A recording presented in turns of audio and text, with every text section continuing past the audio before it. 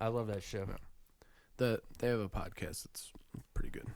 I should check into that, man. I actually like them. Yeah. Yeah. You haven't watched? Have you watched any of it? I've watched like the first season of it. Oh, okay. So you didn't even get to like the Danny DeVito stuff. Oh, don't know. I guess I've seen more of it because I have. He seen came Danny in DeVito. at the beginning of season 2. Yeah. One of my favorite episodes is they find out one of the guys' grandfathers was a Nazi. Yeah. Yeah, it's Dennis and Dee. Yeah. Yeah. Which they're married in real life, are they not? No, it's Mac and Dee. Mac and Dee. Yeah. And Charlie and the waitress are married in real life. That's right. They've actually been married but they were married I think they were together before the show even started. Okay. And they've been married for years and years. Huh. Okay. I didn't know that. That's funny now. Yeah. With their whole story. Yeah, but I like that show. Sonny's always a good time laugh. Yeah. You know, another show that's pretty good is Modern Family. You know, for what I love Modern Family. I actually do like Modern Family. It's crazy. Yeah. It's like it's really like you could watch it with the family and it's still funny. It's it's clean and funny kind of at the same time, which is refreshing. Yeah. In a sense, I don't know. Well, what's his name? Ed O'Neill. Ed O'Neill from Married with Children. Yeah. Yeah. Did you ever see Dutch? Yeah. With him and I forget the kid's name. Yeah. But he's like marrying this rich kid's and he shoots him in the ass at the end with the BB gun. Yeah. I like him in Wayne's World. He's in Wayne's World. Yeah. He's the manager at Stan Mikita's Donuts. And he's like he's like talking to the camera and like it's supposed to like follow Wayne and it zooms in on him and he's like, you ever hold a man's still beating heart in front of his face or whatever, like he's talking about, or no, he's like, you know, when you stab a man in the dead of winter, steam comes up from the wounds. Ed O'Neill is in Wayne. Okay, I have to go back. It's been so long since I've seen that. Yeah, he's like really like clearly like violent and unstable. Yeah. Welcome to Culture Copia, the podcast where we discuss all things pop culture, from the movies and games we loved as a kid to new releases and everything in between, and just about anything else that pops in our heads. Rob, Greg, you guys ready? I'm ready. Let's do it. All right, guys. So welcome to episode 3 of season 2. Oh yeah. Today we're going to be covering monsters, right? Monsters. So, It's alive. We're just, you know, I guess I'm covering Calvin from the movie Life, which is 2007. There's it's kind of hard to find. You have to like type in horror movie Life. Otherwise, it comes up with the Eddie Murphy. Eddie Murphy, and then there's a couple of other ones. You gonna eat your cornbread? Fuck you! You can't have his cornbread. Can't get right. That is probably one of my most ultimate favorite movies. If I had to narrow it down, it's probably in my top 10. Life, the comedy. Yes. Really? Yeah, absolutely. I enjoy it a lot. That's a high ranking. I didn't expect that. It would be up there. That's it's awesome. Just Eddie Murphy? I've seen it so many. Or one with Eddie Murphy and Martin Lawrence. Yeah. It's probably one of my all-time favorite movies. Just I do love that. I can go movie, back though. and watch it again, and it's still fucking hilarious. Yeah. So anyway, I'm covering that. Matt, correct me if I'm wrong. You're covering like classic monsters in a sense. Yeah, I want to talk about like classic monster stories and really just kind of how they've evolved over the years. Kind of set the precursor for what we consider monsters today. Yeah. Nice. And then Greg, you're going to be covering Monsters of music. Yeah, fuck yeah. Just monster-inspired music. So we're going to be talking about Rob Zombie and GWAR, and then kind of monsters in general with them right too, right? Yeah. Okay. Rob Zombie and GWAR kind of stood out to me. Yeah, absolutely. So. All right. So traditional roll. Yeah. Who wants to go first? You know, Who wants to roll first? You want me to roll first? Yeah, go ahead. I don't even 'cause you see the got die. Oh, okay. All right. Here we go. Shaking it up. I can never see it. 4. A 4. Okay. Greg? All right, let's go. Ooh, tie off. Okay, Matt, you got to beat a 4. If I get a 4, I think, do we just like push our dick tips together or like? Yep. Oh, another 4. Are you fucking serious? All right. Round 2. We don't have to do what I just said, by the way. No, we're not going to be rubbing our dicks together. Put my butt back Yeah, put it back away, Greg. Good thing we don't have video. 4 again. Okay, Wait man, a did you bring this weighted a- dice, dude? Did we? Yeah. You brought some trick ass dice, man. Yeah, it's kind of heavier on that side there. All right, here we go. Oh my God, get the fuck out of What here. was it? No. That is a 4. Are you? Are you kidding This is me? fucked up. This This is okay, riveting please. content, by the way. What is- 3. Okay. Okay. All right. All right. So, Greg, between you and me. Yeah, let's do it. 6. Okay, well, there it goes. Okay. Yeah, right? Because Yeah. by process of elimination, Greg will go last. Would he? He got a 4. Oh, yeah, I guess Let's- you do let's have see to if roll I- again. let's see if I Well, let's beat try it. it. Three. Roll again. 3. 3, motherfucker. No way. All right. So, Rock, paper, scissors, right here. All right. 1, 2, 3. boom, All right, Greg goes okay. second. Okay, Okay. right? Greg All goes, right. Greg goes second, I'll go last? Yeah, sounds about right. Rock, beat, scissors there. Yeah. Yep. Spock, what was it? Rock, paper, scissors. Fuck. I never watched it that much. Big Bang Theory. Rock, paper, scissors, lizard, Spock. I don't watch it That was that the much. either. pecking order there? I don't remember. Honestly, I don't even know why I brought it up because I've watched like maybe 5 episodes of that whole show. I like that show. I think it's pretty good. I thought it was funny. I mean, yeah, it's pretty good. my favorite was when Sheldon dresses up for Halloween as the Doppler effect. the striped suit. I think mine is when one of the characters, I forget who it is, but they dress up as Sheldon, Oh, That's yeah. funny. That's funny. and he's like not getting it. Yeah, that's great. All right, so I'm gonna be going over the alien called Calvin in the movie Life. Mm-hmm. Okay, this movie stuck out for a couple of reasons. It actually made a pretty good profit, and it came out in the summer of came out in the year 2017. Yeah. Matt, can you name some other movies that came out in 2017? Notables. 2017. Because there were some pretty big ones. There's a couple. I think there was a Marvel movie. Well, yeah. I mean, there's been a Marvel movie every year for the I past. think there may have been more than one. Well, I know. Let's see. Justice League came out that year. Justice League was one. I know that for sure. Was Wonder Woman the same year? Yes. So Okay. Wonder Woman was another one. So DC had a couple of big Yeah. movies. What was the Marvel movie? Logan came out that year, that might be what I'm thinking. which was one of the best X-Men movies. I'm a huge X-Men fan. The reason why I bring it up is because it was in a field of some monster movies that year, and it still doubled the investment. Oh, yeah. Money return, and it's one of those movies I don't remember seeing. I don't know what was going on in my life 6 years ago, but I don't remember seeing like previews or trailers for this movie, right? So it just so happened it was on like HBO or something, I think Yeah. it was. And I love anything to do with space, and then you put in like space horror, and I'm like, right up my alley. Plus, Guardians Volume 2 that's and, another one. and Thor Ragnarok. Yeah. And I believe Spider-Man Homecoming. Yeah. It's in like crazy company, dude. There was a Transformers movie that year, War for the Planet of the Apes. As far as like it was kind of a sci-fi horror, so like keeping in the horror aspect, like there was an Annabelle movie, Right. a yeah. Ring movie, like Well, dude.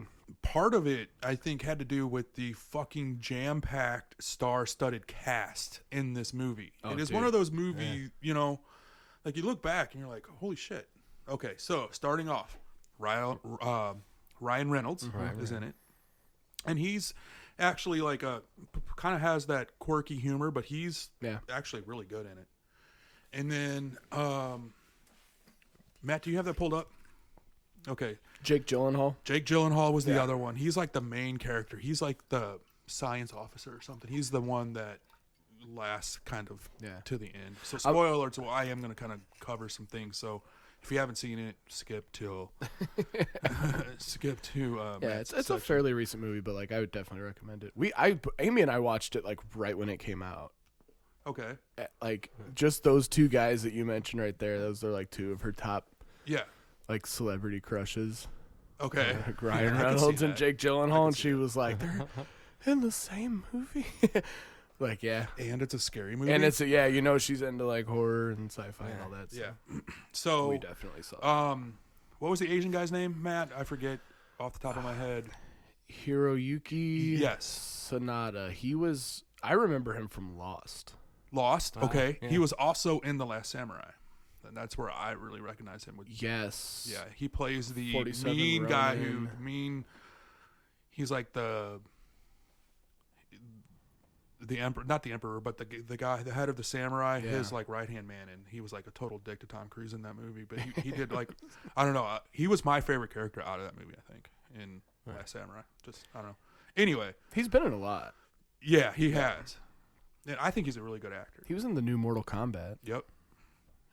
Yeah. So, him, and then, the woman who was in Dune. The new Dune? Yeah. I didn't see that. Was it Rebecca Ferguson? I think so. She was like the main, like she was the female lead in this movie. Yeah. Okay, that's her. So anyway, story goes, U.S.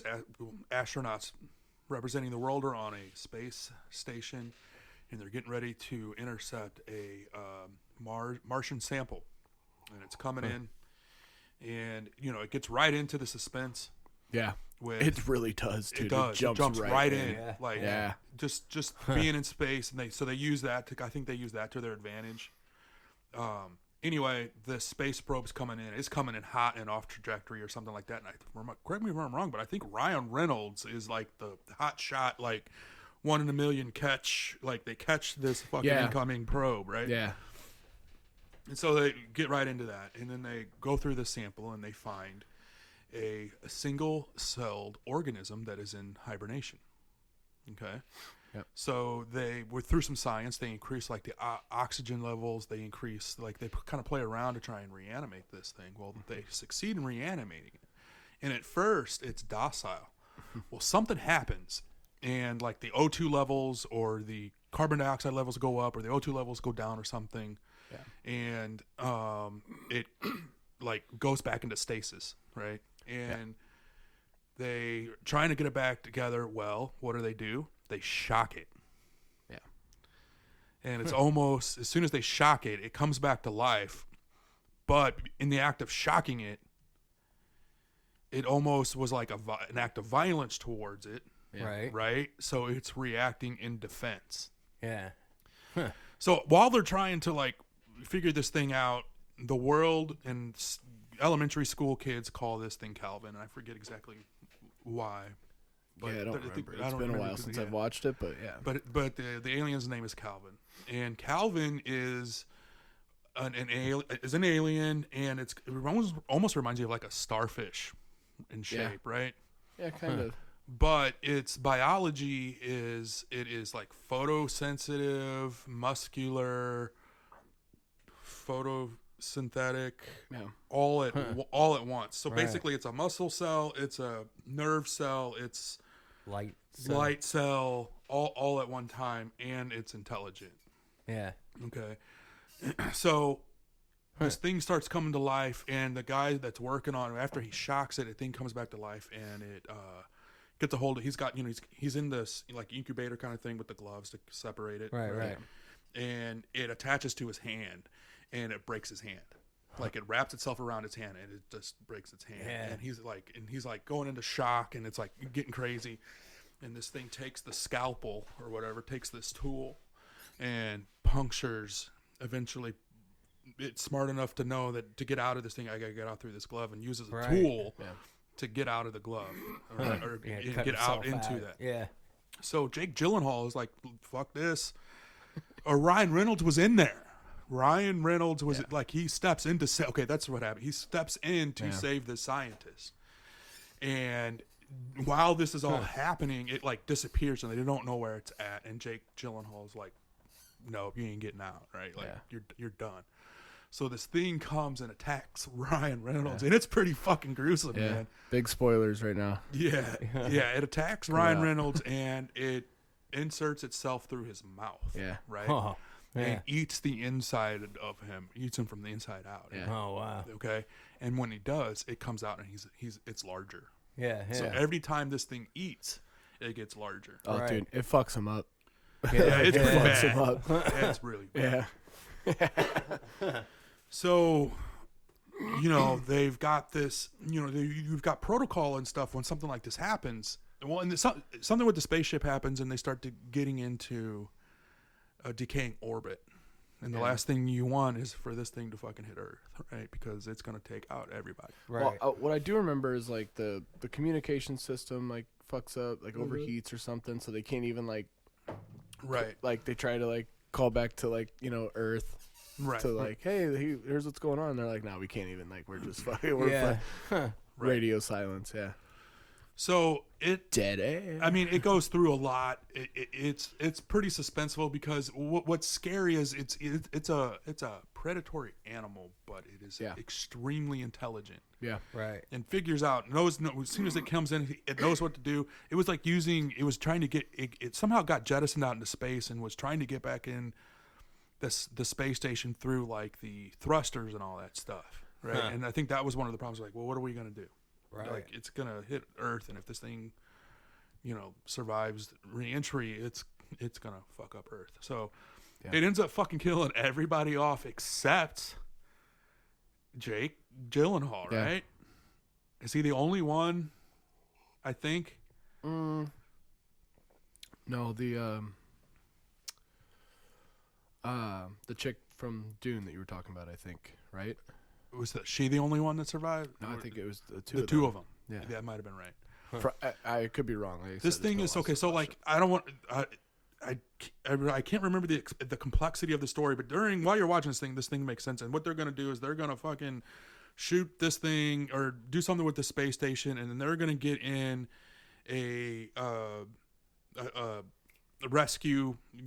What am I looking for? Like a rescue pod, right? Come down to Earth. Okay. Well, this thing was so fucking smart that it outsmarted them and was on the rescue pod and got. Oh, no way. And it landed on Earth with the two of them. No, you're right. It was just him. Was it just him? Yeah, I remember this. Yeah. now. Okay. So it's just him, and these people like ships and everything see it and they start coming towards it, and he's like, "No, don't open it." Yeah. And then that's how the movie ends. Yeah. Oh. So you basically are left to assume that this thing Is on Earth and gets out, and the problem with it is every time it eats, it gets bigger. Yeah. Yeah. Okay, so I'm mad that when you start processing that, it's So, and the reason why I picked it is because usually my topics during the podcast are technology, science, games, and shit like that, right? So I felt like that monster fit my topic, my area, my wheelhouse, right? In the sense that it changes what we perceive as life. Now, I don't know if it's possible in biology for a life form to be a muscle cell and a neuron and all these other types of cells and shit that are found in the human body all at once. Like, I don't know. That might be the far-fetched part, but it takes, for me, an animal, a predatory animal, and gives it superior intelligence. Right. Okay. Yeah. So think about if there is other life forms out there. Okay. Like chimpanzees have like 99% DNA related to us. Yeah. And it's just that maybe even less than that, less than 1%. Less than 1% in your like biological makeup gives you speech. Yeah. Gives you tools, right? Yeah. Everything that makes us human. Okay. Right. So, like complex thinking, and self-awareness, self-awareness, shit like that. Okay, less than 1% or 1%, somewhere in there, and it seems so far removed. Absolutely, yeah. It does. Like right, like you there, and in some ways it is. Yeah, but that goes to show you the spectrum of evolution. Right. Yeah. Okay. So, and Neil deGrasse Tyson talks about this. He's had a couple of discussions on this. Imagine what the next level up. Imagine what the next 0.8% DNA increase gets you. Okay. Yeah. And that's where I started thinking, like, that's some scary shit. Yeah. Okay. Because you have, and it may not even be self-aware. It could be just an animal. Yeah. But it's got less than 1%, more DNA, more just. So that's what kind of why I picked it, and what it kind of terrifies me in a sense is what else is out there. And I'm less likely to believe in ghosts than I am aliens, right? I think it's highly more likely that aliens exist than like ghosts do, right? Yeah. Just mathematics and stuff. I forget the guy's name, but there's an equation out there that calculates the possibility of life, and it's astronomically high. It's gotta be. Definitely. Yeah. So that's why I picked. That's why I picked that topic. So yeah, it's good. Yeah, Calvin, in my head, I was thinking like a person. Yeah, like I thought you were gonna say you were thinking Calvin and Hobbes.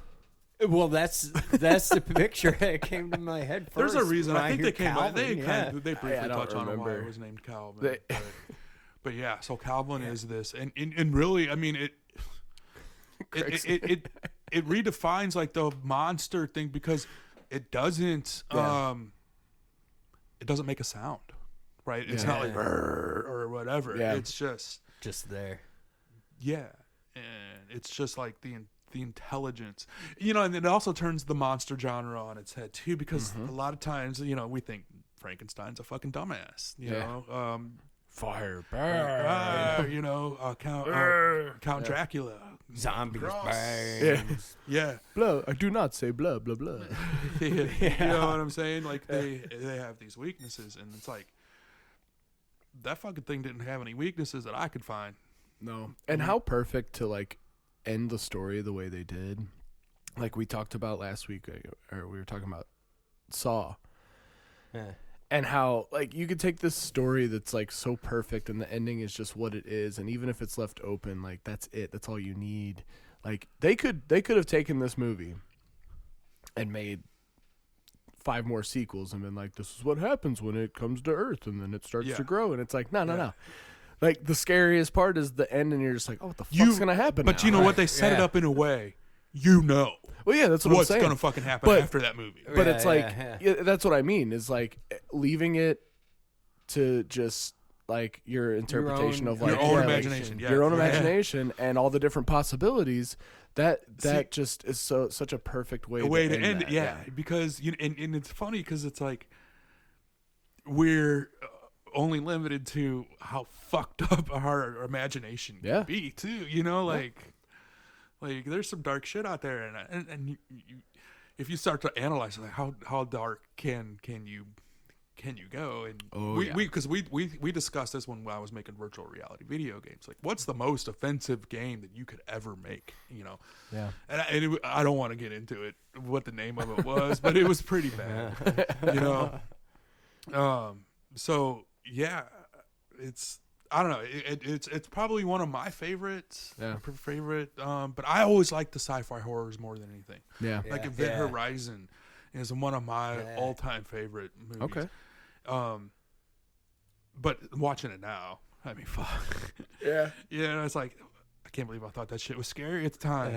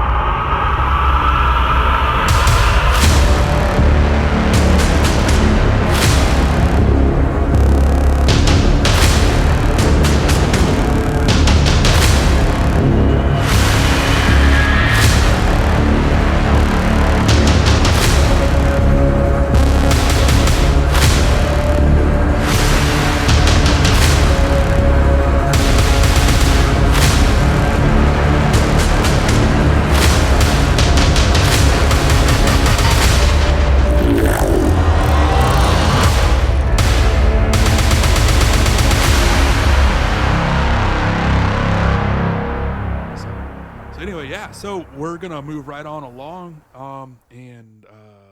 Who's up? Matt, you're up next. Me. It's Greg. Greg's up next with Rob Zombie, GWAR, Monsters and Rock. Monsters and Rock general, I guess, right? Just monster. well, really, it's more metal, right? Yeah. Because we either brought up like we brought up Alice Cooper. Yeah. Right. He's metal, is he not? Yeah. Probably. I would say. Yeah. Like the early stages of metal. Yeah. Right. Yeah. Right. But he was probably one of the first to do like a horror-centric stage show. I think so. Yeah, especially with the stage show. Yeah. Part of it. Yeah. Like We were talking about Wayne's World earlier, just a little while ago. I guess I lived in a bubble when I was growing up as a kid because honestly, that was the first time I was ever exposed to Alice Cooper. Was in Wayne's World. Okay. Yeah. I don't know. I mean, I grew up listening to KC with my dad, so like I had heard some Alice Cooper. I don't think I ever knew what he looked like until I saw that movie. Probably. he does a syndicated show. Yeah. It airs on the rock station out where my parents live. Okay. But it's a national thing. Yeah, but yeah. He'd just come on, just play music, kind of talk. Yeah. Talk about what. Coolest. He seems like the coolest dude. They say he's like super nice. Like, Yeah, I've heard that too. Yeah. Yeah. Do you think? I honestly, I think he's just as articulate, as intelligent as Wayne World made him out to be, because he was like, actually, so and so. Oh, yeah. The pronunciation is Milwaukee. Yeah. No, Yeah, I he's super think smart. so. I Yeah. think so too. From what I've seen in interviews and stuff. Yeah. Right. And on topic, Rob Zombie's like that Yeah. as well, and Yeah. the lead singer of GWAR's like that too. Yeah. Yeah. For both bands. Rob Zombie, definitely. GWAR. Let's talk about GWAR first. GWAR just came to mind when I thought of monsters. Absolutely. They are aliens. Okay. So aliens are a monster Absolutely. in a sense, yeah. right? Right. Oh, definitely. Yeah, they're aliens from outer space, from the planet Scumdog. Okay. Okay. Yeah. Been there. It's And- lovely this time of year. It is. Yeah, the fall colors there. Great. Oh yeah. Really bright red. The foliage. Right. So they come from Scumdog, and they were just big fuck ups. Right. So they got By Scumdog standards, they're by fuck ups. Scumdog standards. They were quote fuck ups, Okay. and so they got banished, and this force that they're a part of, this fighting force, they sent them on this mission to pretty much conquer and take over, wipe out this measly, pathetic planet called Earth.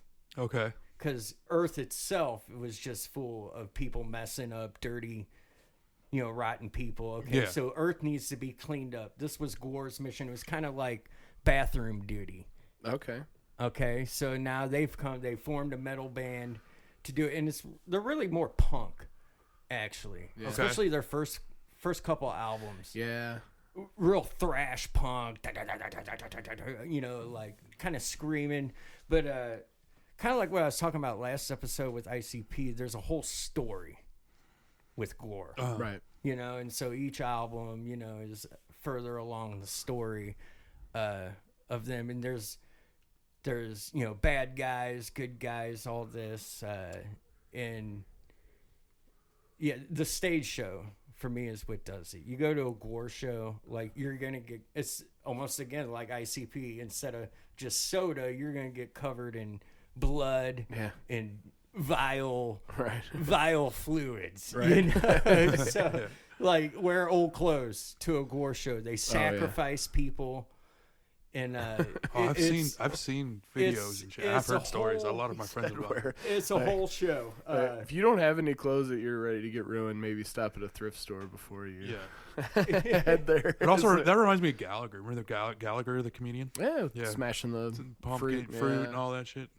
So in their story, the becoming of GWAR, was kind of an interesting story. These two guys. Well, the one guy, the lead singer, wanted the band, so they formed this band. What was it?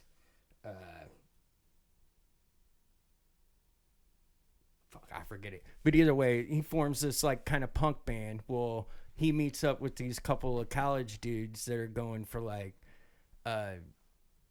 they're artists and kind of like set design stuff like this. Well, these college guys were planning this movie called Scumdogs of the Universe. Okay. And they had access to like a little studio set designing and all this. So they meet up with GWAR at the time. And was it Death Piggy? Death Piggy. Okay. That's it. Death Yes. Piggy. Death Piggy was this band. Okay. And these college guys have this idea like, hey, before you go on, let's have you guys open the show, but we got these costumes for you. You know, you go out dressed in these costumes and like kind of hype the crowd up, and then you go off, come back on as Death Piggy. Okay, but and you know, big elaborate costumes. The costumes crazy. are insane. Yeah, they are. With GWAR, and so they open up for themselves as GWAR, and people loved it. They actually, you know, did better than their original band. Yeah. So they're like, okay, well, we're just gonna do away with Death Pig. We're GWAR now, and they continued the whole show, and I just thought that was pretty funny. They were like, fuck it. Yeah. This is what we do now. Well, right. It kind of shows you like the trajectory of life. If that had never happened, like if they hadn't met up with those guys and had the opportunity to do that, and then those guys being like, hey, try on these costumes and like, dude, I think it'd be like, fucking hey, we got this badass. whole setup. We were It'd be gonna fucking and sick. see they had the whole storyline pretty much laid out too. Yeah. So it's like because they were gonna write this, they were gonna do a movie. So instead, hey, we'll just make it a band, and we could. And I mean, they're still touring. Right. Yeah, and it's like they've been doing a movie for fucking 30 years. Yeah. So I thought that was and that's great. cooler than, you know, I mean, like, in a lot of ways, like, what's, you know, it's like, oh, we could have made this 2-hour movie, but we've got an ongoing story now for decades. We're like the fucking Simpsons, man. Right. And I thought it was pretty fun. I thought you'd get a kick out of this, Rob. 1995, they met up with Microsoft. Microsoft did this like little Halloween event called Judgment Day. Okay. They have like game developers, all this, you know, a little convention or whatever. Well, they invited GWAR to do this, to have a little booth, and so they come set up like their whole. I don't know if they had like a stage and perform, but they had a part in this 1995 Judgment Day thing for Microsoft. But it was for Doom. Because that's when, I guess, Doom came out, and that was a multiplayer game, so it was huge. That was a huge thing. So, hey, let's get these guys to come in and do this show. That was ridiculous. This album, Carnival of Chaos, came out in 97. I gave this a listen. I remember I've listened to some GWAR back in the day. I remember, you know, high school and like even like middle school, like hearing some. Oh man, like you gotta hear GWAR, like you ain't gotta just hear them. You gotta see them too. See what so you had to look at the album art. Or, you know, the little booklet that came with the CD, like, oh, man, grotesque, like, nasty, like, oh, vile. But this Carnival of Chaos CD, it's actually quite good in a sense that it's kind of a mixture of musical styles. Okay. It's worth a listen to. It's actually very good. And, again, they started off like punk. Thrash punk, then kind of turned into kind of like a funkier kind of metal. All right, but this album, sounds more alternative rock. Okay, like, more like Pearl Jam and you know, like Soundgarden kind of sound. They've got like a couple of country sounding songs. Really? Now again, the lyrics are fucking insanely offensive. It's not Alan Jackson. No. What would you do? If you had a letter to then heaven? It ends with this song, "Don't Need a Man." Which they had a female singer. They got a female singer at one point because they're Now the band members for GWAR have kind of cycled. I was gonna say they're one of those bands, right? That have kind of like gone through a lot of changes in their lead singer died quite early on, and they had a female singer. I'm wondering if this was her, but it's very jazzy. It's a jazz song. Okay. You know.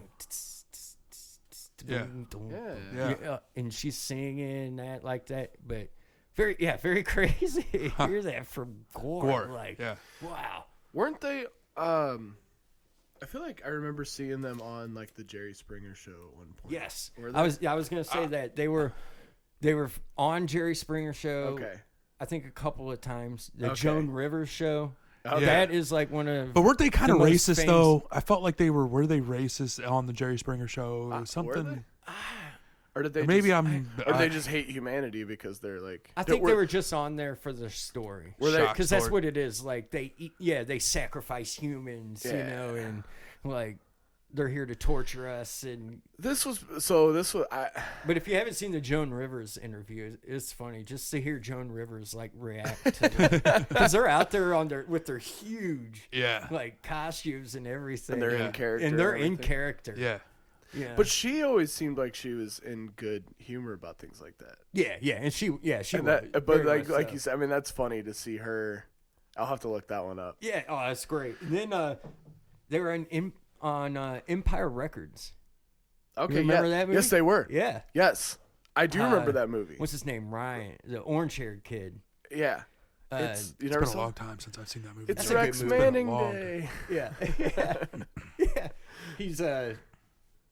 He's eating a brownie. I guess is that a weed brownie? Yeah. I think so. He's like he's watching TV and he hallucinates. Well, a GWAR video comes on MTV or whatever, and he's like eating his brownie, but he's hallucinating that he's in the video. Yeah. And like GWAR sacrifices him, on stage, and that like it's a good day to die. Yeah. Yeah. That was Ethan Embry.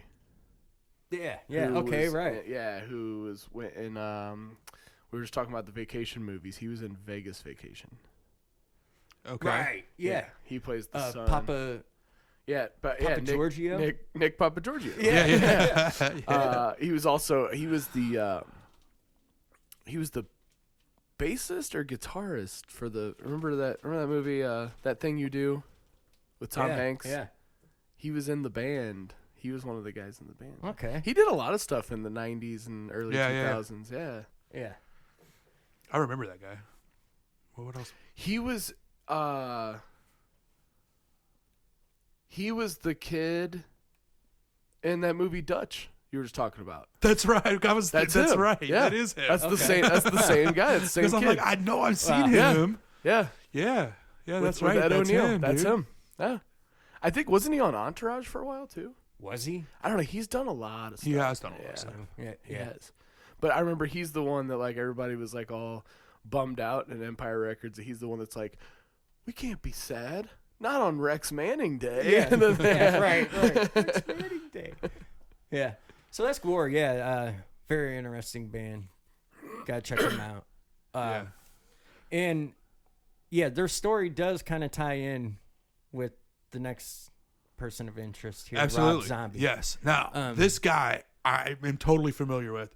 Going back to White Zombie, I had Last Sex Aristo, the album. Yes. With Thunder Kiss 65 and a bunch of that whole album is just fucking epic, dude. You know where White Zombie came from? Where they got that name? It comes from an old movie. A 1930s film with that title, Yeah. White Zombie. Yeah. The guy's like in love with a girl, so he puts like a trance on her or something like that, and she's under his spell and does what he wants. Okay. Yeah. Well, that kind of ties in with some of their music and Oh yeah, stories. Yeah, that's really cool. So yeah, Rob Zombie, lead singer of White Zombie for the 90s, then about 98. Yeah, they broke up. And what it was kind of, again, this kind of same thing with GWAR in a sense that White Zombie was doing good, but when he put out his solo stuff, it was doing way better than White Zombie. Right. and probably because we just had a shift, you know, in music from like the grunge into like the Limp Bizkit. There was that one like, album, I Korn, forget, kind of heavier, you know. I forget what album it was, but it was right around 98, 99, 2000 maybe, somewhere in there, where he did, I think it may have been his first solo album. It was more... Hellbilly Deluxe was... That was his first solo... What was the next one after that? The Sinister Urge, I think was his next Maybe one. It was a remix. He put out a remix. Yeah, he did put out a remix of something, album. and it was more like metal music techno. to strip by. Yes. Yeah. And I liked that a lot. Yeah. Back in the day, it was pretty good. So he did have this like artistic shift. Yeah. You know, where. Yeah, and really it was just his solo stuff was doing better. So it was kind of, you know, okay, enough of White Zombie. You know, I'm gonna do my own thing now. Yeah. But I loved White Zombie. Dude, I do too. Like I'm a huge fan. Real funky. I had their fucking t-shirts. Yeah, and it screams, wow, wow. I love it, man. You guys know, did you know he used to work on Pee-wee's Playhouse? Yes. Yeah. I did not know that. Yeah. I do know that he did the trip scene in Beavis and Butthead. Yeah. Which we'll talk about that a little later because that kind of ties in with something else. But yeah. Okay, so he was okay. He's a '60s kid, so let's think about 60s. You had the Munsters, which he just recently Addams did. Family, Did he? Is he involved in the Munsters? Movie, yeah. Oh, he's like, he is. Like, he's not just involved. Like he's responsible for that new Munsters movie. Right. Yeah. And then like the '70s had huge explosion of horror films. Okay. Yeah. Okay, that's so very true. Well, so he just grew up a fan of horror. And look like at Texas that Chainsaw became Massacre his that thing. came out in the '70s, and then you compare Texas Chainsaw Massacres with the House of 1,000 Corpses, and there's not too far of a parallel there. Halloween. Yeah, he did do one. He did his own remake, which I wasn't honestly a huge fan of, but I wasn't a huge fan. Tori and I, that was one of the first scary movies Tori and I saw when we first, because it's been out 10 years now, probably. 11 years. 2009 was when it came out, I think. Yeah. Okay. Yeah. So, no, are you sure? Because I thought Tori and I were dating. I saw that movie in theaters, and I was like, yeah, this is not all that scary. Maybe the second one. Because he did too. Did he? Yeah. Second one, I think, was around 2012, maybe. That would have been around the time that her and I started. Because I remember seeing it with her and being like, that's kind of... It was good, but it wasn't like scary. I could be wrong about the years, but either way. Yeah. Anyways, yeah. Moving on. I thought it was kind of funny too. So his parents were carnies. Kind of like fucking Don't say ICP. Yeah. No. His parents weren't carny. Oh, they weren't. No, his dad made a haunted house. Just built a haunted house. Okay. Yeah. He said, "Don't say it." Don't, whatever you do. He looked you right in the eye and was like, don't. "He's like, you didn't listen to a fucking word I said last week, did you?" That's right. It was a haunted house, not a carnival. Oh, yeah. We talked about carnival last time. Maybe that's where I'm getting it from. Yeah. Maybe. I don't know. We talk about a lot of things all the time. The dark carnival. Yeah. I think I knew that about Rob Zombie though. I did not. I think I did. I didn't know that. It makes a lot of sense. It makes a lot of sense. So did they sense. travel a lot? I guess so. When he was a kid? I don't know. Yeah. I don't know that. If they were like traveling or not. Yeah. Yeah. Because then he moved to NYC. I guess when he was old, and that's kind of where he got his musical start. Okay. It's like a punk band. Yeah. Yeah. Kind of started off punk. But yeah. I like his White Zombie stuff. I like White Zombie too. I like White Zombie more than I like his solo stuff. Yeah. Me too. But I still like. So 92 was when that La Sexistro. Yeah, that's about right. Yeah. La Sexaristo. Yeah. Volume 2 or Volume 1 or something. Right. They kind of said it was like kind of a mixture of Black Sabbath and Metallica. I could kind of see that. I can kind of see that. Especially that The way he sings too, kind of a little bit. But And there Give was, it back now. Give it was. Give it back. I would argue that White Zombie's a bit more melodic though. Like they kind of had that right. groovy, like Right. yeah. Right, but that's kind of where like the Black Sabbath kind of. Well, yeah, okay, You that's- mix that with like the. Dun, dun, dun, dun, dun, you know. That's true. I guess when you look at like It's very funky and. yeah, you know, especially when you look at Sabbath albums like Paranoid Yeah. and some of the songs on there that they kind of had that funky bass line. And- Yeah. Dude. Okay. I'll give you that. Very. I'm gonna dancey, sing dude. that. I'm gonna sing fucking White Zombie. It's karaoke in my fucking sloth costume. Yeah. Is that not gonna be fucking epic? Yes. Yes, you have to now. I'm holding you to it. So, So 95 was it? 95 Astro Creep comes Okay. out. Yeah. That was White Zombie's second album. Had Yep. more human than a human. Yeah. Yeah. So Astro that Creep 2000. that was featured on Beavis and Butthead. Yeah. You know, they'd sit there and watch music videos and laugh. Well, yeah, that's what kind of set White Zombie off. That made them really popular. People were Really? digging that. Yeah. Really? After that, they were, and that's kind of how. That's interesting because I did not know that because I was already into them before Beavis and Butthead came out, right? So being, I guess, part of it didn't realize that they grew even more. Yeah, Well, I didn't kinda- get it until Do America. And Okay. That's when I was like, oh, okay. Huh, Like, so it was kind of like my Alice Cooper thing with Wayne's World. yeah. That's interesting. But I do remember in Boy Scouts, I was in grade school, but at camp, that was like SBRF probably, out by like Johnson Shut-ins, the scout camp out there. Yeah. But, you know, like in the mornings, you'd walk to like the food hall to get like your food ingredients to cook at your camp. Yeah. And so you'd hike there with like this big pack on your back, a couple of you. But I just remember one of the older kids. Now, again, I was like in grade school. He was probably in like middle school. Mm-hmm. Oh wait, he was up there, but he was still in our troop. But he had White Zombie shirt on. Yeah, I just remember seeing that. He wore it numerous times to like meetings and camps and like White Zombie. Like the T-shirt, just the artwork of it looks so cool. Yeah. And Rob Zombie is the one who did a lot of the artwork himself. What were you going to say? You were going to say something, Matt. I don't know. No. Oh, we were talking about Beavis and Butthead. Yeah. Yeah. I was going to say, I think you have to figure that, like, I could see how that would push them into popularity because their demographic is exactly like the same demographic as like Beavis and Butthead. Absolutely. At the time it was. Yeah. You know, so there's a lot of stuff that like, you know, videos and artists and stuff that like Beavis and Butthead were making fun of that, you know, people of that age, you know what I mean? Like, you know, teenage guys, you know, like early, you know, like adolescents are like, you know, oh yeah, that's fucking stupid. I agree with them. But then like, you know, White Zombie comes on there and they're in that demographic. Like, wait, hold on. Yeah. Who the fuck is this now? Yeah. What is this? Yeah.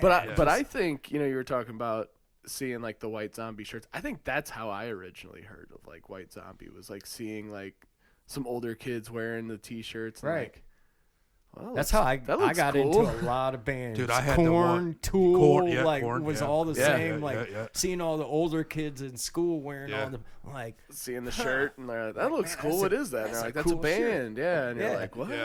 Yeah.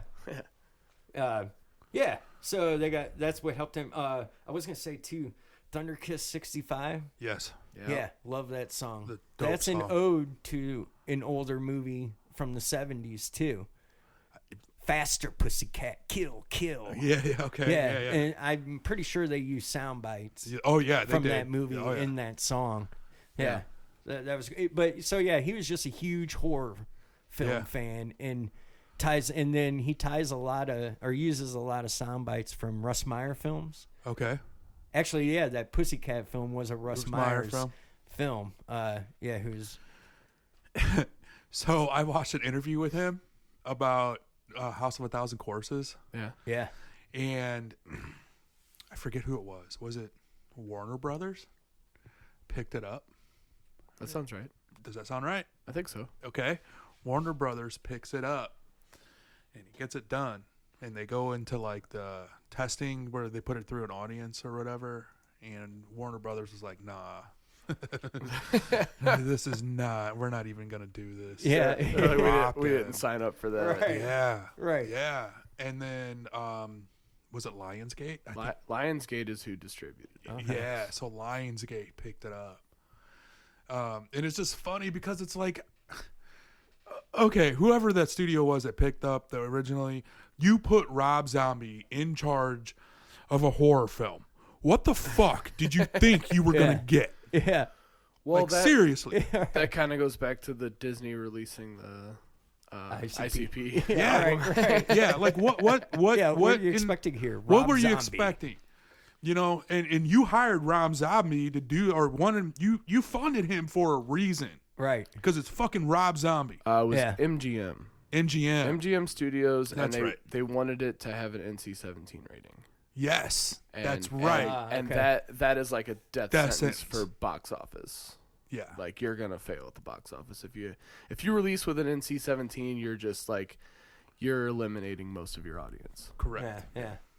So, along that lines, this Chris Pyronsky or whatever, he directed, produced Dragula, Okay, the music video. music video. Okay, For that. Okay, so that's Rob Zombie gets tied up with him, and he was a big producer.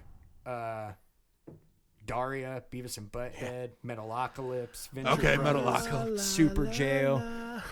Yeah, Amy loves Daria. I liked it too. Yeah. No, I mean, yeah. It was- I the was- cartoon. Daria. Yeah, okay. And Well, he's she like an was animator. I don't think he did a lot of animation on that. He was more on the producer, director kind of side. Really? Of that. See, I didn't know that. I could relate to Daria sometimes. Well, correct me if I'm wrong, but Daria she was originally a character on Beavis and Butthead, right? Yeah, she was. That was a spin-off series. Yeah, that's was right. Daria. And then he also had Scott Humphrey. Okay, was another producer. I think he was like the main guy with a lot more of Rob Zombie's music videos. Okay, yeah. But he did Metallica's live shit and Binge album. Okay. Dwight Yoakam. Love He Dwight helped Yoakam. produce. He helped arrange that. A Motley Crue. He was He did the synthesizing for a Motley Crue. Tom Petty. Puff Daddy. Methods of Mayhem with Tommy Lee. Yeah. Yeah. Fleetwood Mac. NSYNC. Wow. Meredith Brooks. Okay, he was the one that did Dragula, actually. Okay. So, that was Scott Humphrey. Okay. So, Okay. yeah, man, that guy did a lot. He had his hands in a lot of stuff there. But that's what kind of helped with Rob Zombie push into the movie scene. Because he's working with this guy That makes doing all sense. these It music does. videos. I could see that. And then later when he goes to do House of a Thousand Corpses, he's like, hey, I pretty much got the whole directing and music or video production kind of thing down. I will say, man, seeing him live is awesome, dude. And you know, Tori loves to go to these. Like, if she's got a favorite band, she will see them every single time they come to St. Louis. Yeah. I'm on the other hand, I'm like, you know, I've seen them. I'm cool. Rob Zombie though is I see him every time. Every time he comes to St. Louis, I'm watching because it's a production. It's not just a fucking show I'd or love a to see one of concert. his shows. It's a fucking show. It's I always hear good things about his shows. oh, dude. One of these days, he's ran on my into you bucket list. guys, Amy and I ran into you and Tori at it was Rob Zombie and Marilyn Manson, and Amy was like 6 months pregnant. I was at that show. Yeah. Did we really run into you there? Yeah, Yeah. we were. Okay. Yeah, we were all on the lawn. I remember. Yeah. Or I think like one of us maybe posted on like Snapchat or something. Yeah. Or Facebook and was like, "Hey, we're here too." Yeah. You know? Marilyn Yeah. Manson sucked ass, but I will say that he did have to go up. It was still sun. It was still daylight out. Yeah. Marilyn Manson, you know, fuck that guy. He was another one. I just fuck that guy. Yeah, he kind of went off the rails He lately, did. recently. And yeah. I used to have like a Yeah, little bit of man. respect for him because, you know, he's like super. I'm like, man, fuck that dude. Yeah. Like, just he's like abusive to women and shit or some Yeah. shit. And I'm like, nah, fuck you. So you guys know the name Todd McFarlane? Yes. Yeah. How do I know that Spawn. name? Okay. Okay. Yes. I was gonna say, how do I know that? He was the comic artist. Yes. Yeah. He made or designed Rob Zombie figure, where looks pretty freaking badass. Really? Yeah. I just thought that was cool. And Todd McFarlane, also did artwork for Disturbed and Korn for their albums. Okay. Yeah. Nice. That's interesting. Hell yeah. And if you think about it, like, I think it's Disturbed's the 10,000 Fists or something, that album. Like, it's kind of very similar to, like, the Issues album. Okay. Yeah. Okay. You know, artwork wise. So, yeah. I was working with this guy at Ace Harbor one time, and we were out. He was older than us. We were like in our early 20s, and he had to have been in his 30s. And we were working at Ace Harbor together, and we were talking about Korn in the car. And we were just me and a buddy, and it was him. And he's like, we were talking about Korn, like how dope it is. And he's like, yeah, I've got issues. And I'm like, yes, dude, we know. That's funny. Yeah. I love that. So, anything you got? Anything else? Well, lastly, I wanted to mention the Beavis and Butthead Do America. Yeah. Oh yeah. The trip scene. Yep. Which is obviously iconic. That's the White Zombie song. Yep. What is it? Rat Finks. Yeah. Rat Finks. He did all the animation for that too, did he not? Yeah, he did the animation for that. Yeah, and it was funny. Yeah, Rat Finks, Suicide Tanks, and Cannibal Girls is the name of the song. Okay. Great song. I love that song. No, it's that's such a badass sequence in that movie. It too. is. Yeah. But I knew people back in the day that would trip acid or take shrooms just to watch that. Just to watch scene. that. right. That whole movie's fucking hilarious. But it was funny. Mike Judge says, so he pretty much gave Rob Zombie kind of free range to do whatever. He just said, Beavis hallucinates the greatest music video.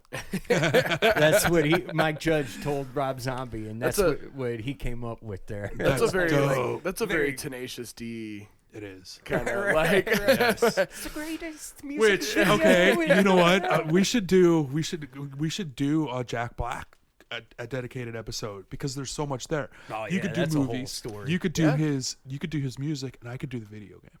That's true. Yeah. And we'll throw it in the hat. Yes, video game. Yes, we'll throw it in the Brutal hat. Legend is the name of the video game. What? He fucking like did everything for it, and when it starts out like it's like a video of him, and it's dope, dude. Okay, it's dope, cool. and it's all about playing metal and headbanging and shit, and and it's also got that aesthetic, that death horror. So let's do that. Yeah, he's pretty hot right now too. Yeah, so that'd be a really good topic because we could cover all of our topics with one guy. And nice. I mean, we all love Jack Black. I love Jack absolutely. Black. If we have a patron saint. Yeah. Right. And he seems like a pretty cool guy. Man. Yeah, and he's in some of my ultimate favorite movies, like he's in The Jackal.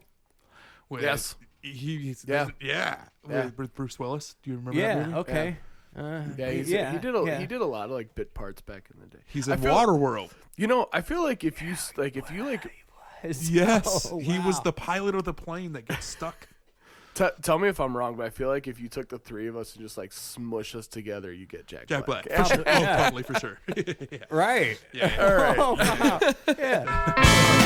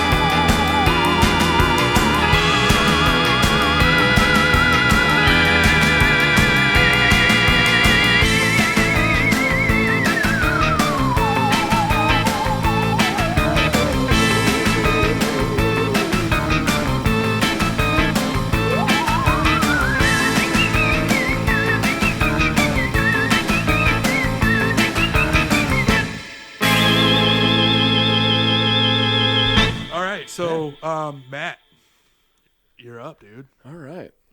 Well, sticking with the monster theme, obviously that's what we're talking about here.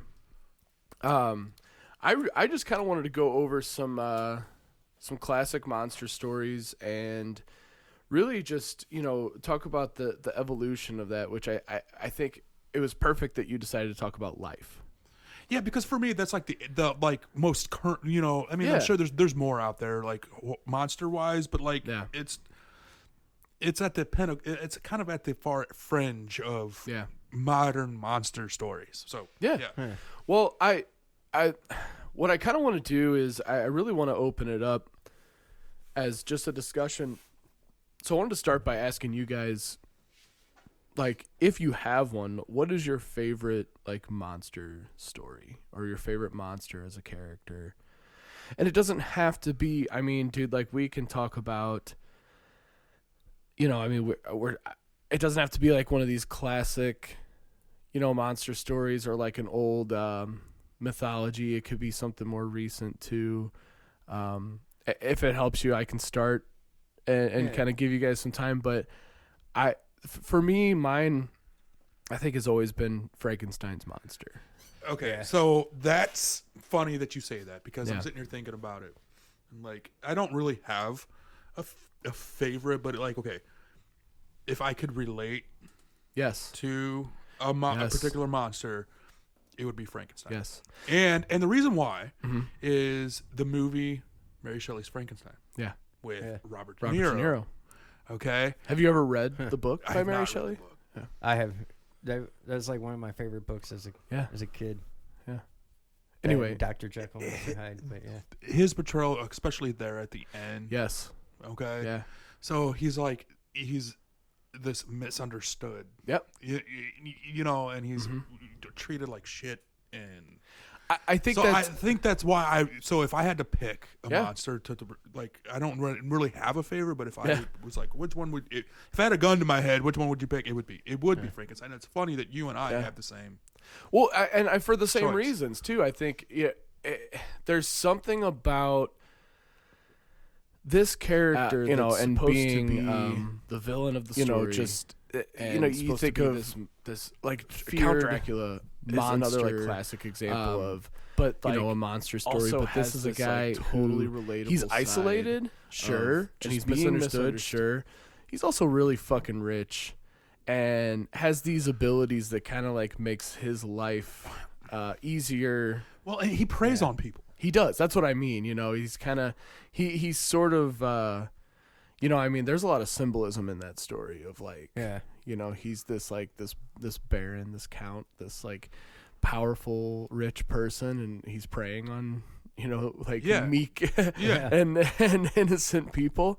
I think The Phantom of the Opera is another one to me. See, I'm not real big into musicals, so I never really got into that. Yeah, but it's based on a novel. Right. Oh, it is. And there is an old I think from 1922, maybe 25, somewhere in that range, an old film that's not a musical, and it's based on that story. And I think the Phantom's another one of those characters who's like Frankenstein's monster, who's very misunderstood, and he's supposed to be feared, but at the same time, it's like, man, you feel for this guy. Yeah. He just wants love. Well, he didn't ask to be there either, too. He was created. Yeah. Now, it's funny that we're talking about this because, real quick, you read the book? And you read the book? Yeah. I have not, but Tori's read the book, and she's like, you fucking hate Dr. Frankenstein. He comes off as like a whiny-ass bitch. Oh, yeah. Dr. Frankenstein? Like, you end up hating him and, like, relating to the monster more. Yeah. Right. Oh, yeah. Right. Interesting. What about you? Oh. My favorite? I got a few. The one-eyed, one-horned, fly purple people. Yeah, okay. How about that? Yeah. He just wants to join a rock band. Okay. Okay. You talk about being misunderstood. Right. Yeah. Right. Well, that whole, like, the whole title of that character is it's a misnomer. So he's not purple who eats people. He eats purple people. Yeah. Yeah. It's all wordplay. Because if you listen to the lyrics, he says, "What's your line?" As in, like, what's your line of work? And he says, "It's eating purple people." Yeah, and it sure is fine. Yeah. So he's not a purple people eater. He's a purple people eater. So if you ain't purple, you're safe. You're good. You're safe. You're safe. I'll be the bassist in your band, buddy. Yeah.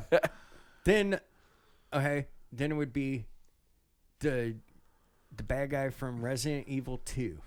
Okay. In the tall, the trench coat with like small. Yeah. He just like. I love it that you're bringing up a monster from fucking video games. Yeah, I mean that's what dope. stood out in my head. Yeah.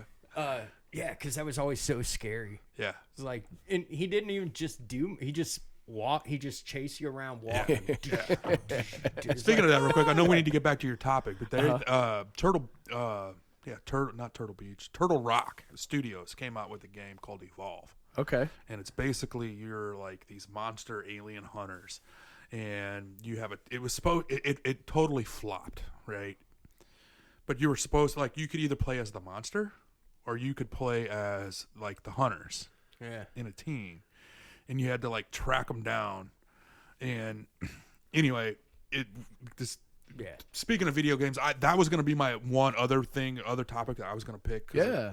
But I was like, you know what, Cal? I think Calvin That's pretty cool. does it. But anyway. Yeah. Anyway, back to your. Well, I was gonna say too. Then Grover from Sesame Street. Okay. Okay. You remember the book? Yeah. Oh, there's a monster at the end of this book. at the end of this book.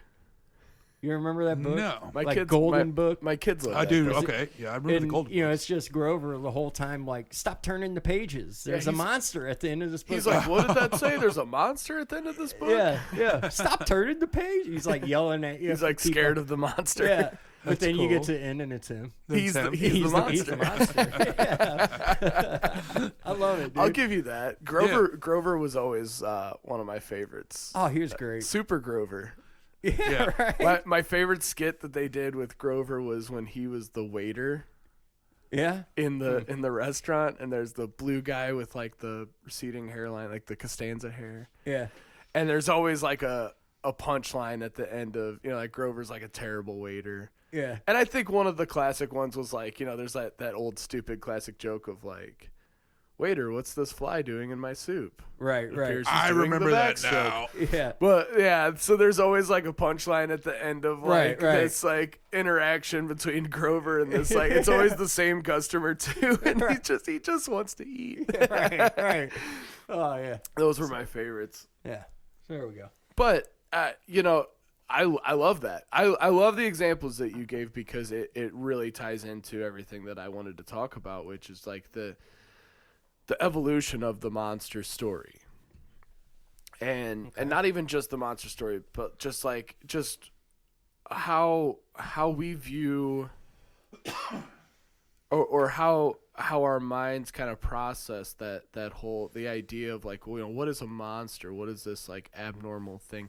You know, I think a lot of the reason that we see, you know, those old like Frankenstein, the Mummy, Wolfman, you know, Dracula, all those like those old Universal movies that they did back in like the 20s and 30s. Yeah. Call them the legacy monsters, right? Yeah, like you know, King Kong, you know, all that stuff. Oh yeah, King Kong. Like the old Godzilla movies, things like that. You know, when you say he's got to go. When you think about like the fact that, and I don't know if it was just that like, you know, our technology and you know, our investigative prowess was like more crude back then, but there weren't serial killers.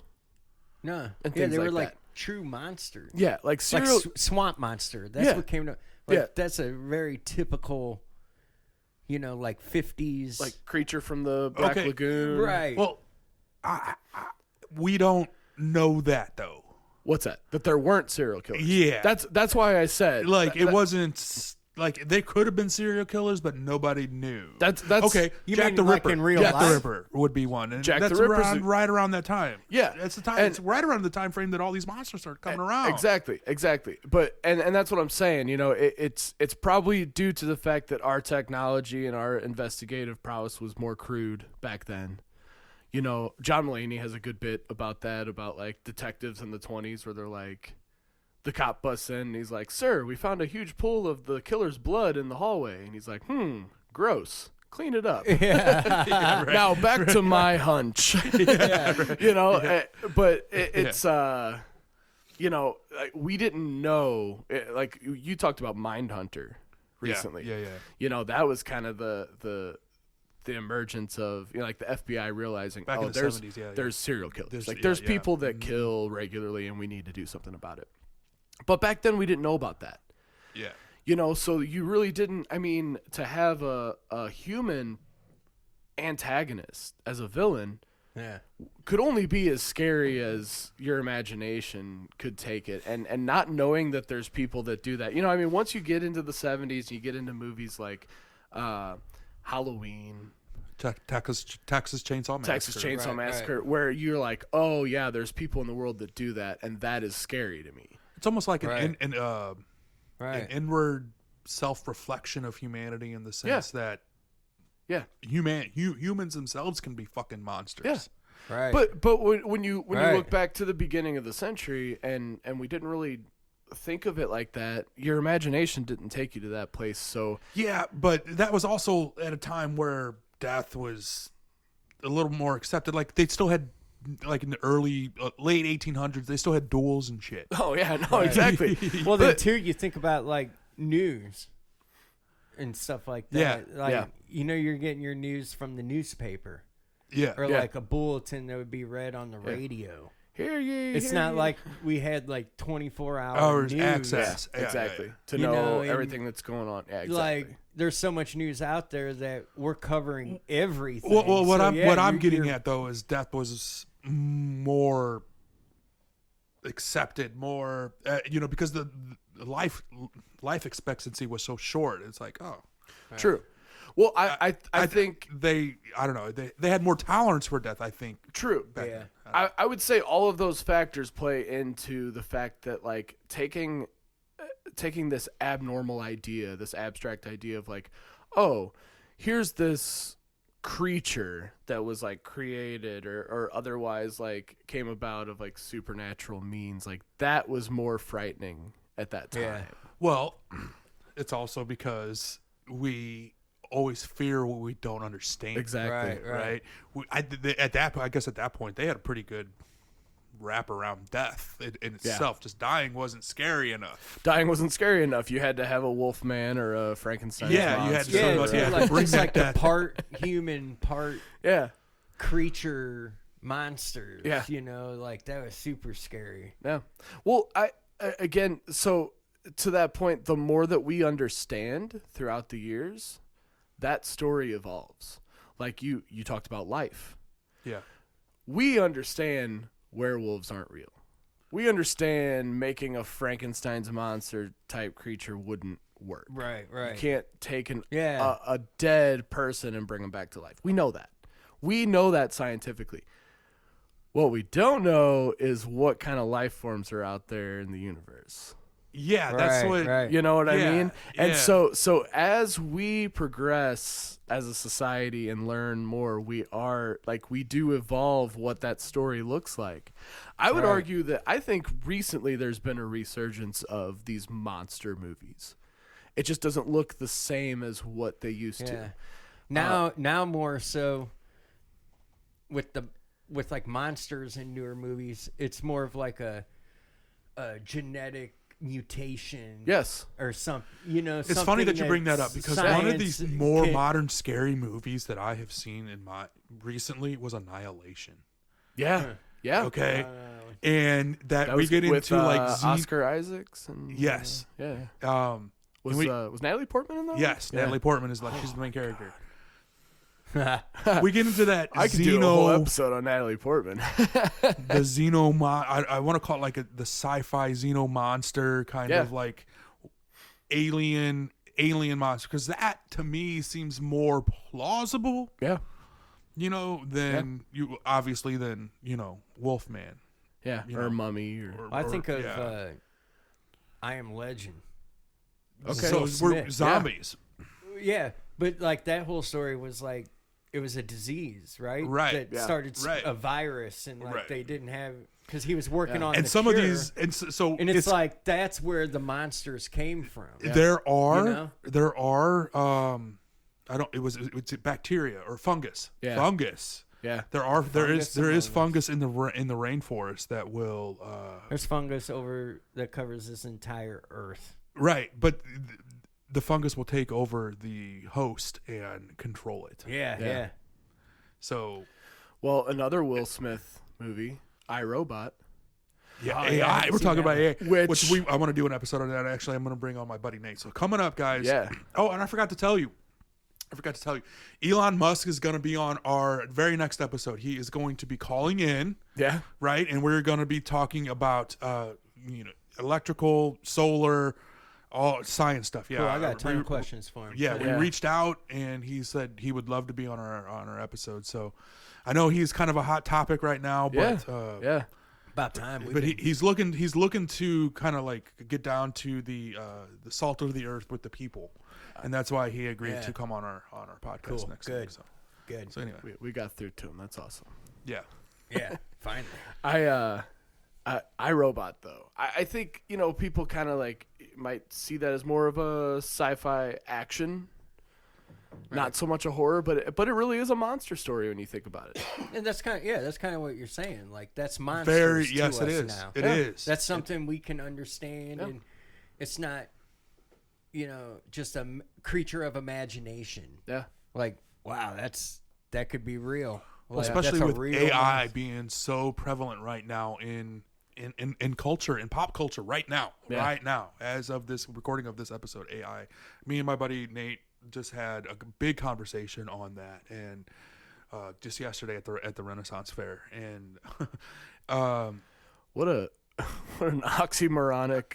Yeah, we were at the Renaissance Fair talking about AI, and some of the shit that he was telling me will blow your mind. It's insane.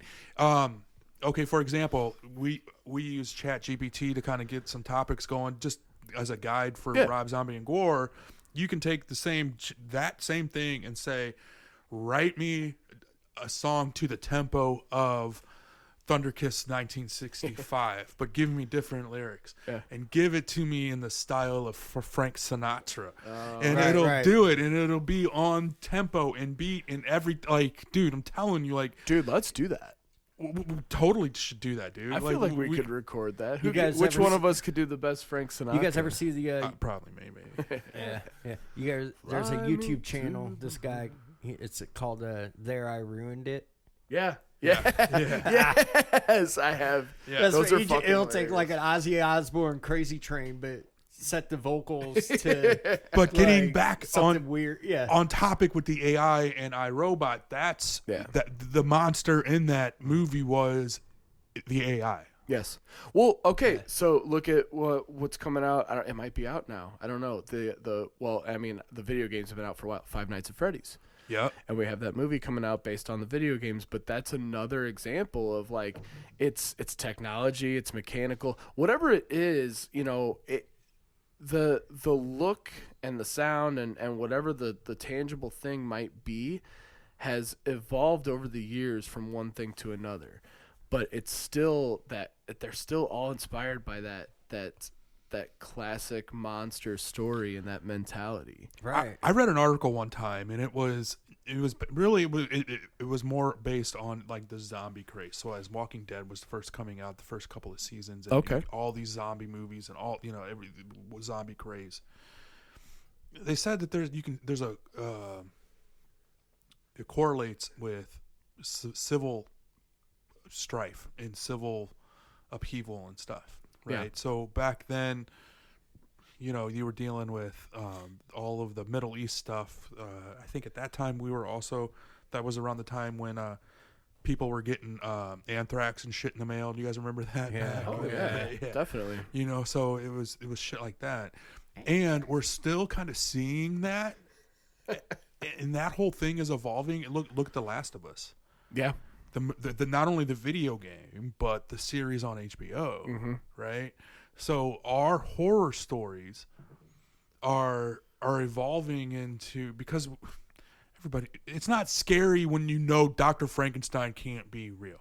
It's not as scary knowing that someone like Count Dracula, even though it was based on some guy out of fucking Transylvania. Yeah, it's still based on not a real that guy. scary. It's still not that scary.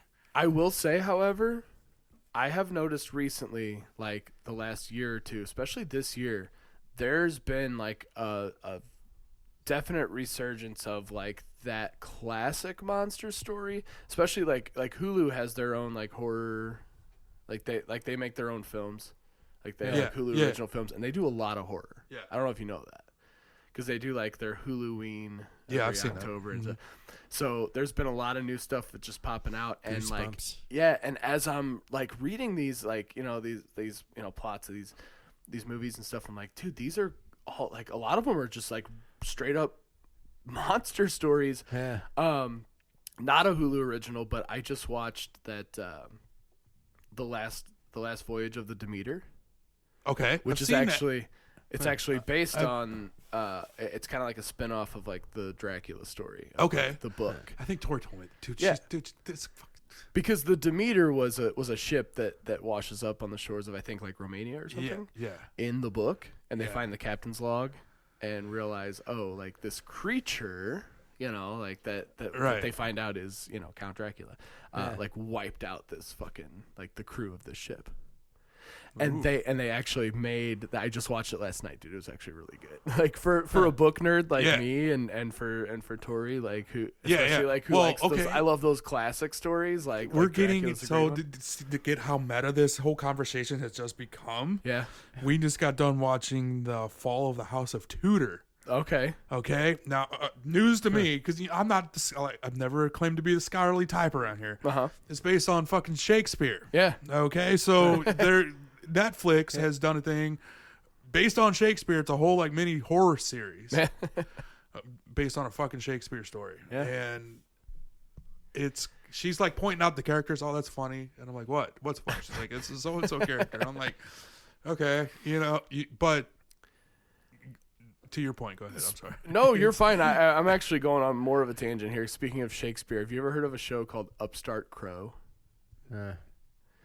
It's a British like comedy series, like a sitcom. Okay. Like 4-camera sitcom with a laugh track and all that.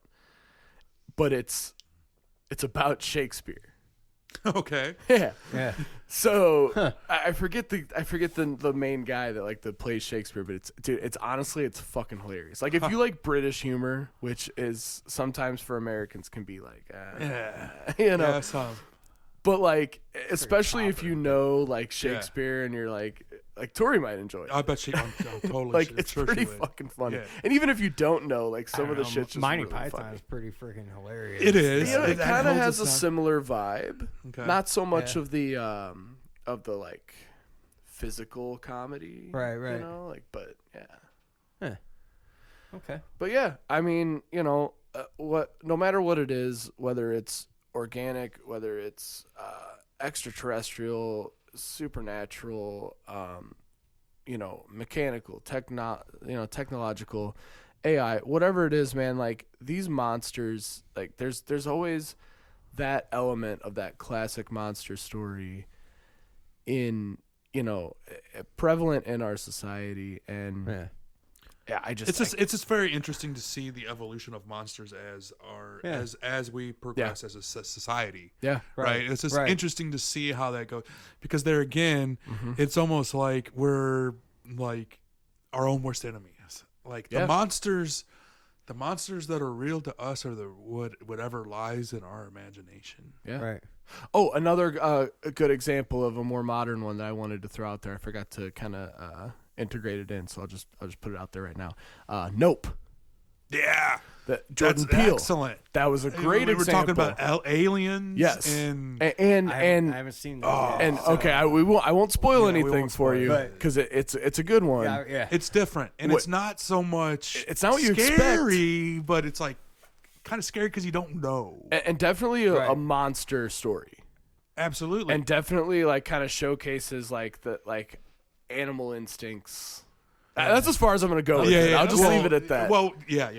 You should. Yeah. Definitely watch that. Definitely check that out. Okay. I just as a modern example of like a monster story, Yeah. I would highly recommend that one. Okay. I always like his horror films because Yes. he has turned the horror genre on its fucking head. Yeah, A lot of people don't get it. And I'm like, that, though. yeah, he has shaken up the horror genre. I almost mentioned him as like an honorable mention last week with my top 5 horror directors, just because the reason I left him out is because he's so new and he's only done like a handful of films.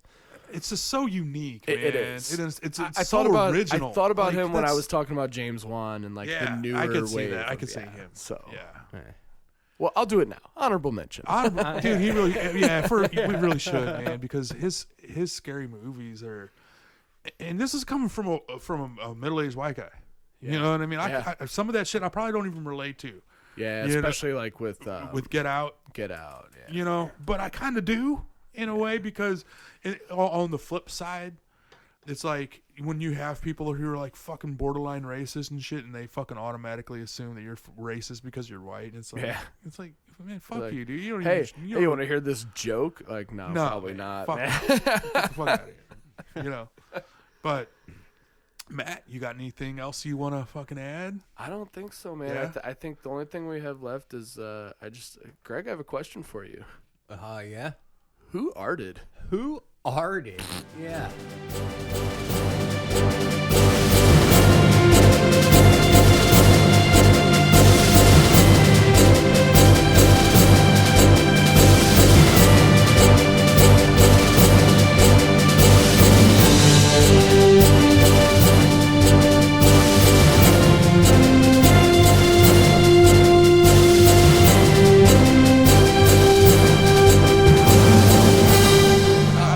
Yes. Okay. Yeah, I got a good little segment here. Who arted? Talk about a little artist here. Yeah. We were talking Rob Zombie's Beavis and Butthead Do America little video there. Yeah. Okay. The name again was Rat Finks. Uh-huh. You guys heard of Rat Fink? No. Or know of? Vaguely, is it a style? It's pretty much an anime. It's a character created by this artist from the 50s and 60s. Oh, okay, And yeah. you've seen it. Can you flip it around? Let me see. It's the rat. He's in a hot rod. You've seen that. Now, yeah, the rat is the original. Okay, yeah. But seen that that. there is the style. Yeah. Yes. There, there's Yeah. usually a hot rod with a big engine, big blowers poking out. Coming from the Munsters, and then have you seen Rob Zombie's car? Like Rob Zombie showed up to like the Grammys or some shit. I forget what it was. In a fucking car like that. His car. The song Dragula. Yeah. Or the song Dragula is pretty much an ode. That was the car's name on the Munsters. Yeah. The Dragula. Yeah. The Dragula. Okay. So, in being a fan of that show, Rob Yeah. Zombie's like, oh, okay, Yeah. that's what the song's. Okay. Well, anyways, Rat Fink. Well, Rob Zombie is just a fan of that. That style. That style of there's Rat Fink. That's the original. That's the green the rat. mouse, eyes bulging out. Who is smile. credited with originating that kind of style? That right there is the guy Ed Roth. Was his name. Okay. Yeah. He was born in the 60s and grew up in that era of the 50s, 60s custom car kind of, you'd see like the old 30s Ford, cut and chopped and those old hot rods. open front wheels, like big motors sticking up. Yeah. I always think of American Graffiti. Yeah. Okay. Or yeah. no. There's American Graffiti With 2-lane blacktop, like those kind of car culture. Yeah. It was that era that this Ed Roth guy, and he's just an artist, and he drew that, and he pretty much just started out, airbrushing T-shirts, and like I'm sure he had like stickers and stuff, and just going to car shows. Yeah. And just, handing out his gear. Well, he got featured in a car magazine. And, okay, this is the same time as Ed Barris. Ed Barris is the guy that made the Munsters car.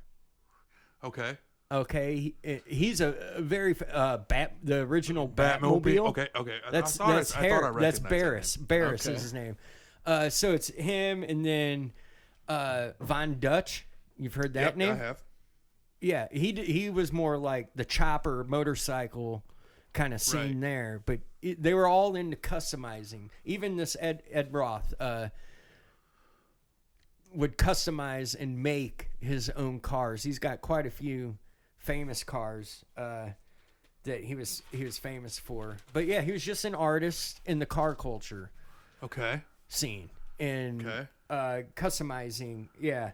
And it's all the Southern California. You know, that's kind of where this whole scene took off. And you got a picture like Beach Boys. You know, like that whole era, man, it was all about fast cars, surfing, and girls. And that. And, you know, like, so, engineering degree from LA College, was in the Air Force, blah, blah, blah. And again, he just did that, and he just enjoyed drawing, especially this Rat Fink character. And, you know, that it just blew up. Among the car scene. Yeah, because it's an exaggerated. You know, look at the car; it's totally exaggerated. Yeah, you know, and the story. It projects madness and speed and So some of his cars, Beatnik Bandit from '61, Outlaw was his first car that he customized, and they're all very futuristic. Most of them have like the clear bubble top, you know, like where your cabin or whatever. Just very weird looking, kind of spaceshipy. Yeah, you know. But that was the scene back then. And I was gonna say Stanley Mouse was a guy that was kind of in this area too. Also did artwork for Journey and Grateful Dead. Okay, that's interesting. I thought that was pretty cool. Yeah. Fuck yeah. Yeah. So, Ed Roth from Southern California. Okay. Rat Fink. You know what? I think what I'm gonna do for our graphic is because I can tell it to fucking do it in a style of Ed Roth, dude. We're gonna do that for it is a very cool style. Yeah. It is a very cool style. Know? Yeah, it is. I think that kind of fits us. I'm going to look a little more into that because with being in the graphics communication program at Merrimack, you know, I like diving into some of these artists and stuff that I'm like, I remember that, but I had no idea who that was by. Everybody knows the Rat Fink character. Absolutely. You know where I've seen it before, but I would never have been able to tell you who did it. Where he got the idea, why a mouse? Because the mouse, the green mouse, is the OG Rat Fink. Mm-hmm. Like that's he got it because he hated Mickey Mouse. Okay. So that was like the opposite. That was like, it's like the opposite. Okay. The vulgar, nasty. That's funny. It goes like he's the cousin. The nasty cousin of Mickey Mouse. Okay. Yeah. All right. Also, there's a Rat Fink poster in Pee Wee's Playhouse. Yes, there is. On the blue wall. Yes, there is. Okay. Yeah. You have to wonder if Rob Zombie had something to do with that. You wonder, man. Yeah. It's just so he was involved in that. I thought that was crazy how pretty much everything tied together. Ties together. Because of Pee Wee's Playhouse. Yeah. R.I.P. Right. Ed Roth. Yeah, Ed Roth. That's Ed Roth, Rat Fink. Ed Roth. All right, well, that's going to wrap it up, guys. Yeah. Thank you so much for tuning in. Next week, we're going to have our Halloween episode, and we're going to have Elon Musk tuning in for about 5 minutes. Very special guest. All right, see you. Yeah.